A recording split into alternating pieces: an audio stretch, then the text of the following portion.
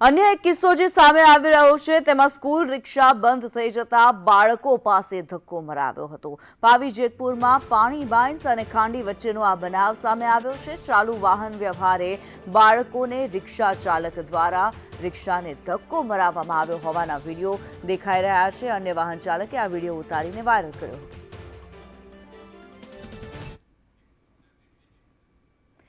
ત્યારે જે દ્રશ્યો જોવા મળી રહ્યા છે સાચે જ બેદરકારીના આ દ્રશ્યો છે કે જેમાં એક વિડીયોની અંદર પાવી જેતપુરના આ વિડીયો જે છે તેમાં બાળકોને રિક્ષાને ધક્કો મરાવતા હોવાનું સામે આવ્યું છે। સડક પર રિક્ષા બંધ થઈ જતા નાનકડા બાળકો દ્વારા ધક્કો મારવામાં આવ્યો તો બીજી બાજુ વેનની અંદર બાળકોને ખીચોખીચ ભરવામાં આવ્યા હોવાના દ્રશ્યો સામે આવ્યા છે।